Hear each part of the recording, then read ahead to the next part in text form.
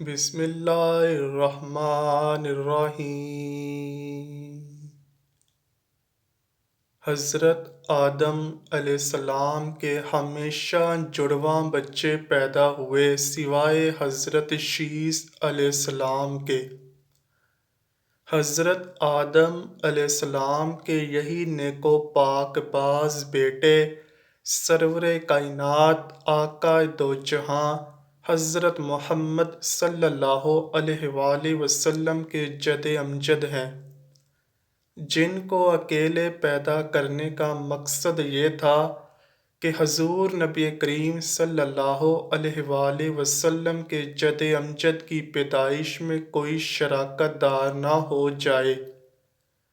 حضرت آدم علیہ السلام کی وصیت کے مطابق حضرت شیث علیہ السلام کے ذریعے صلب مصطفیٰ صلی اللہ علیہ وآلہ وسلم پاک بیبیوں میں منتقل ہوتے ہوئے حضرت عبداللہ تک پہنچا۔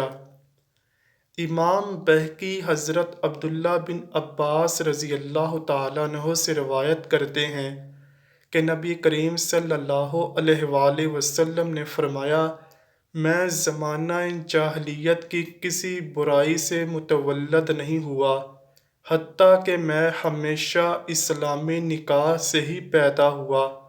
اور حضرت علی رضی اللہ تعالیٰ عنہ سے مروی ہے کہ حضور صلی اللہ علیہ وآلہ وسلم نے فرمایا، میں نکاح سے پیدا ہوا ہوں، سوا جاہلیت سے نہیں۔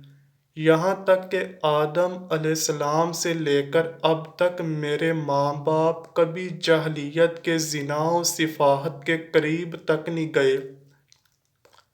ایک اور حدیث میں فرمایا کہ اللہ نے مجھے ہمیشہ اصلاب طیبہ سے ارحام طاہرہ مصفہ و مہذبہ میں منتقل فرمایا۔ ان میں جب بھی دو قبیلے بنتے تو مجھے بہترین قبیلے میں رکھا جاتا۔ حضور نبی کریم صلی اللہ علیہ وآلہ وسلم اکثر فرمایا کرتے، میں ہمیشہ اصلاب انبیاء میں منتقل ہوتا رہا، یہاں تک کہ اپنی والدہ سے پیدا ہوا۔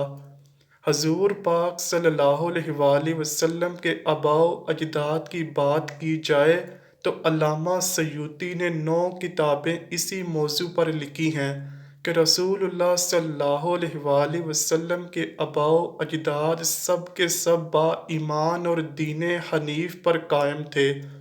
ان سب میں انہوں نے ثابت کیا کہ آپ کے آباء و اجداد مشرک نہیں تھے، کبھی کفر اختیار نہیں کیا، بلکہ برابر دین ابراہیمی کے پیروکار رہے۔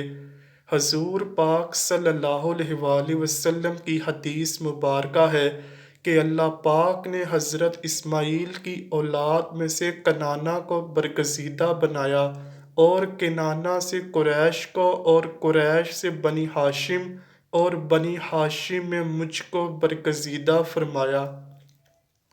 روایت ہے کہ نبی کریم صلی اللہ علیہ وآلہ وسلم کے والد حضرت عبداللہ بے حد حسین و جمیل تھے۔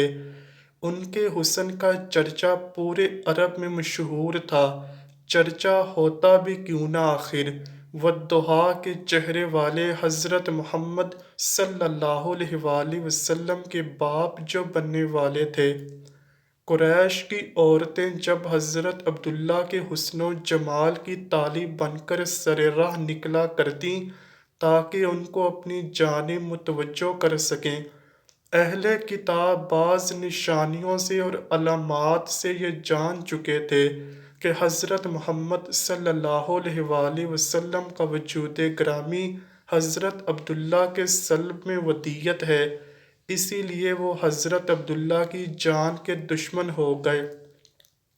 اصل میں وہ چاہتے تھے کہ جیسے انہی کے خاندان میں نبی ہوتے ہوئے آئے ہیں، اب بھی ایسا ہی ہو، اور آخری نبی بھی انہی کی نسل سے ہو۔ اس لیے انہوں نے حضرت عبداللہ کو شہید کرنے کا منصوبہ بنایا۔ ایک دن حضرت عبداللہ شکار کے لیے تشریف لے گئے تو اہل کتاب کی ایک بہت بڑی جماعت شام کی جانب سے تلوار سونت کر حضرت عبداللہ کے قتل کے ارادے سے نمودار ہوئی۔ حضور اکرم صلی اللہ علیہ وآلہ وسلم کی والدہ ماجدہ کے والد حضرت وہب بن مناف بھی جنگل میں موجود تھے۔ انہوں نے دیکھا کہ چند سوار جن کی شکل و صورت اس دنیا کے لوگوں سے مشابہ نہیں تھی، غیب سے ظاہر ہوئے اور وہ اس حملہ آور گروہ کو حضرت عبداللہ کے آگے سے دور کرنے لگے۔ وہب بن مناف نے گھر آ کر اپنے گھر والوں سے کہا، میں چاہتا ہوں کہ اپنی بیٹی آمنہ کا نکاح حضرت عبداللہ بن عبد المطلب سے کر دوں، اور پھر یہ بات اپنے دوستوں کے ذریعے حضرت عبد المطلب کی خدمت میں پہنچائی۔ حضرت عبد المطلب بھی یہی چاہتے تھے کہ عبداللہ کی شادی ہو جائے۔ اسی سلسلے میں وہ کسی ایسی عورت کی جستجو میں تھے جو شرف و حسب و نسب اور عفت میں ممتاز ہو۔ آمنہ بنت وہب میں یہ صفات موجود تھیں۔ حضرت عبد المطلب نے اس رشتے کو پسند کیا اور حضرت عبداللہ کا ان کے ساتھ رشتہ طے پا گیا۔ اس رشتے کے بعد اور نکاح سے پہلے حضرت عبداللہ کو بہت سے عجیب واقعات کا سامنا کرنا پڑا، جن میں بہت سی غیر عورتوں نے آپ سے ناجائز تعلقات، جبکہ کچھ نے تو نکاح کرنے کی بھی سر توڑ ناکام کوششیں کیں۔ ایک دفعہ خانہ کعبہ کے پاس کھڑی ایک عورت کے پاس سے حضرت عبداللہ گزرے تو وہ ان کا حسن دیکھ کر آپ پر فدا ہو گئی۔ بنی اسد کی یہ عورت آپ کو ڈھونڈتے ڈھونڈتے آپ کے گھر پہنچی اور آپ سے کہنے لگی، میں آپ کو 100 اونٹ تحفے میں دوں گی اگر آپ مجھ سے نکاح کر لیں۔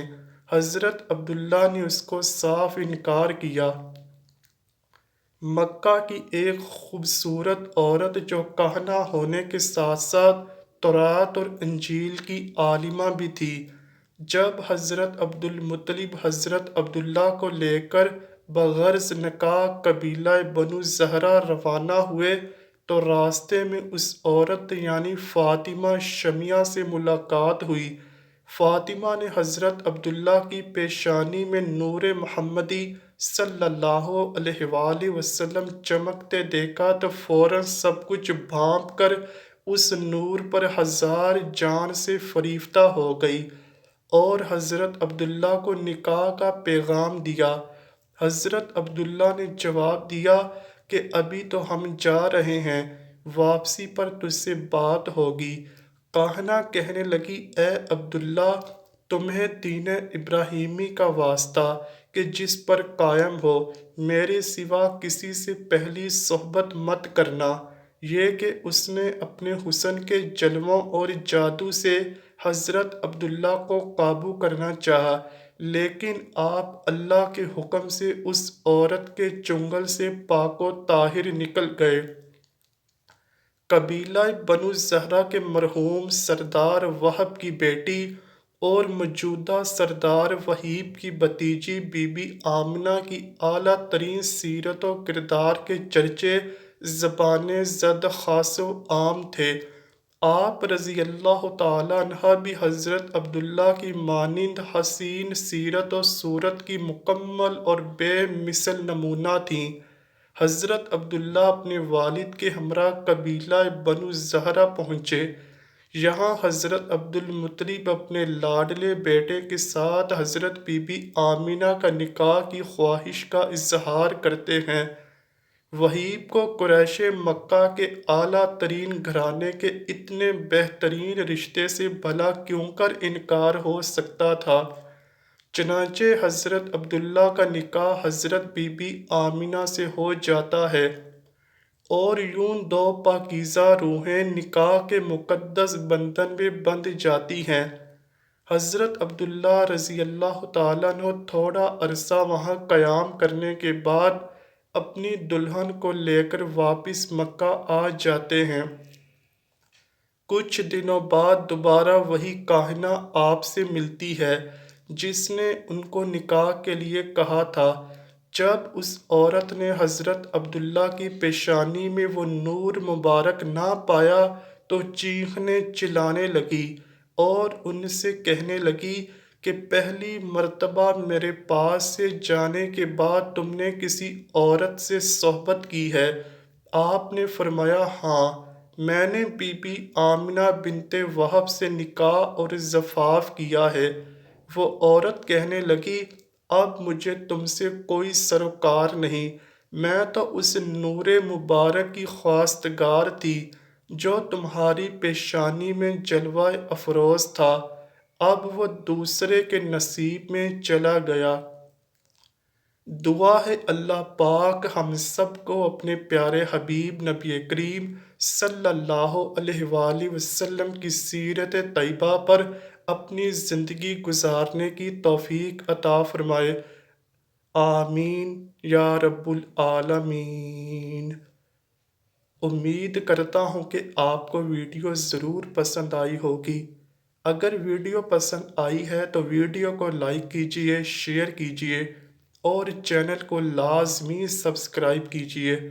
کمنٹ سیکشن میں اپنی رائے کا اظہار بھی ضرور کیجئے گا۔ ملتے ہیں اگلی ویڈیو میں، تب تک کے لیے اللہ حافظ۔